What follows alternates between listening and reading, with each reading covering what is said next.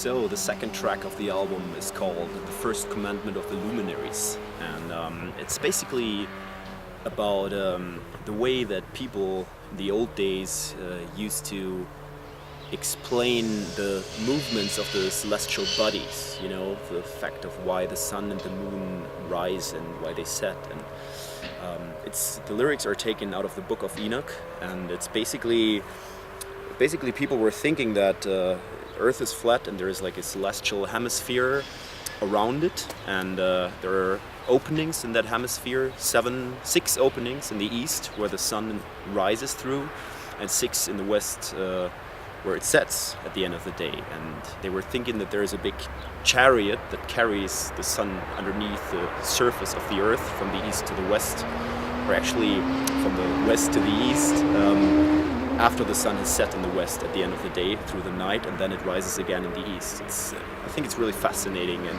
we've pretty much adapted the lyrics directly from this book. And the song itself it's a bit of a proggy tune. It's still pretty straightforward rocking, just like the first track. And there is this ambient, weird mid passage that is probably one of my favorite parts of the album. I think it starts out really mellow with just like clean guitars with lots of delays and stuff, and really crazy stuff on the drums, and then it turns into this drum and bass beat, and there's just like basically drums and a really subby bass line, and then and a piano. And it was really cool to record that in the studio, because I programmed all that shit before, but I'm not that good of a piano player that I could actually play it myself, because it's really like fast runs and stuff.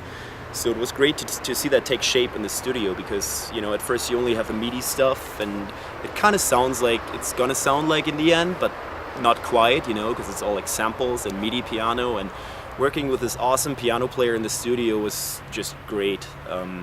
He just played it basically off the score sheet, and it was the first time I actually could really hear how my ideas would sound, transformed by a really good player. And it was a really cool moment. And we're actually gonna play this Friday in this nice venue behind me here, and the piano player is gonna be on stage with us, so that'll be cool. Hopefully it'll end up on our DVD at one point.